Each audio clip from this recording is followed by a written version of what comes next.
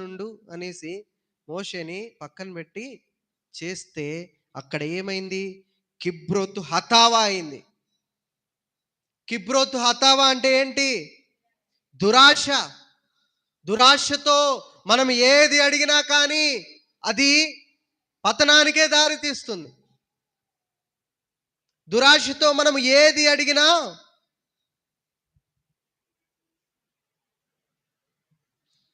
మనం అడిగింది దేవుడు ఇస్తాడండి. కానీ అది మన ఆత్మకు మేలు చేస్తుందో లేదో అని చూసుకోవాలి మనం. మనం ఏమి అడుగుతున్నామో కూడా మనం పరిశీలన చేసుకోవాలి. మాంసం అంత ప్రాముఖ్యమైందంటారా? అంటే అయ్యగారు ఏంది ఇట్లా చెప్తున్నాడు, తినకూడదా, అయ్యగారు వాళ్ళు తినరా అనేసి మనం అనుకుంటాం. వాక్యానుసారంగా నేను చెప్తున్నాను. ఆ సమయంలో మన్నాన్ని ఇస్తున్నాడు కదా ప్రభు. ఆ యొక్క అరణ్యములో ఏమంటున్నారు? అద్భుతాలు మర్చిపోయారు. 6 లక్షలకి మాంసం తెమ్మని దైవ సేవకుడిని టార్చర్ చేసినట్టేగా, బాధ పెట్టినట్టే కదా. ప్రియదైవ జనాంగమా, మనం దేవుని దగ్గర ఏం అడుగుతున్నామో మనల్ని మనం పరిశీలన చేసుకోవాలండి. మన ఆత్మకి మేలైనవే అడగాలి. ఒకవేళ మేలైనవి అయితే ఆయన తప్పక దయచేస్తాడు. అడగక ముందే ఆయన దయచేస్తాడని దేవుని యొక్క వాక్యము తెలియపరుస్తుందండి. సనుగుడు మన ఆత్మీయ శక్తిని చంపేస్తుంది. సనిగారు వీళ్ళు కావాలి కావాలి అని. ఆత్మీయతలో దేవుడు చేసిన అద్భుతాల్ని మర్చిపోయి ఎంతగానో బాధించారు.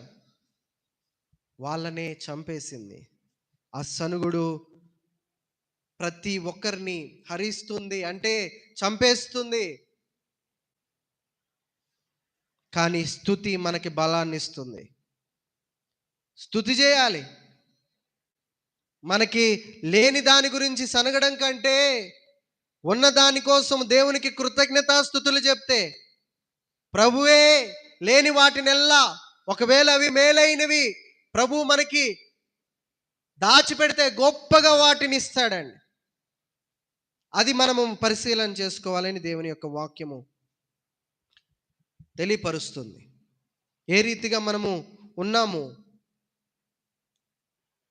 అనేది మనల్ని మనం పరిశీలన చేసుకోవాలి. మూర్ఖమైన వంకర జనము మధ్య మనము నిరపరాధులుగా ఉండాలి. నిష్కలంకులుగా మనము ఉండాలి. అనింద్యులై మనం ఉండాలి. దేవుని కుమారులై, దేవుని బిడలై ఉండాలి అంటే సనుగులు, సంశయములు మాని మనము జీవించాలి. అప్పుడే సమస్త కార్యములు చేయటానికి ప్రభు సహాయాన్ని ఇస్తాడు. కొద్ది మాటలు ప్రభు మన యొక్క వినికిడిలో దీవించి ఫలింప చేయునుగాక. కళ్ళు మూసుకున్నట్లయితే ప్రార్థన చేద్దాం. పరిశుద్ధుడా, ప్రేమ నమ్మకం కలిగిన మహా గొప్ప దేవా, నీ ఘనమైన నామమునకి లెక్కలేని వందనములు, స్తోత్రములు నాయన. అయా ప్రభువా, ఇశ్రాయేలీలు అయా మీరు చేసిన గొప్ప అద్భుతాలను మరిచిపోయి అయా ప్రభువా ఆ యొక్క అద్భుతాలను బట్టి స్తుతించకుండా ఎంతగానో సనుక్కుంటా, మాంసము కావాలని కష్టాలు ఎదురైనప్పుడల్లా సనుక్కుంటా ఉన్నారయ్యా. దానిని బట్టి నాయనా ఆ యొక్కనైనా దురాశ వల్ల మరణాన్ని అనుమతించి ఉన్నావు. అలాంటినైనా దురాశలు మేము ఉండకుండా దూరపరచండి. దురాశ పతనానికి దారి తీస్తుందని ఈ వాక్యము ద్వారా మాట్లాడి ఉన్నారు ప్రభువా. ఏది మేలో మీకు తెలుసు ప్రభువా. మాకిచ్చిన సమస్తమైన వాటిని బట్టి మిమ్మల్ని స్తుతిస్తా ఉన్నాం. మాకిచ్చిన సమస్తమైన పరిస్థితులను బట్టి మిమ్మల్ని స్తుతిస్తా ఉన్నాం. ఇంకా మాకు ఏమి కొదువుగా ఉందో మీకు తెలుసు. అది మీరు మాత్రమే సహాయము చేయండి. మాకేం కావాలో మీకు తెలుసు ప్రభువా. మీరే సహాయము చేయండి. ఇశ్రాయేలీలు గొనిగిన విధముగా కాకుండా మేము మిమ్మల్ని స్తుతిస్తా ఉన్నాం. ఒకవేళ ఇప్పటిదాకా మేము గొనిగి ఉన్నామేమో, అందును బట్టి మమ్మల్ని క్షమించండి. మా మీదకు వచ్చే ప్రతి ఒక్క కీడుని దూరపరచండి.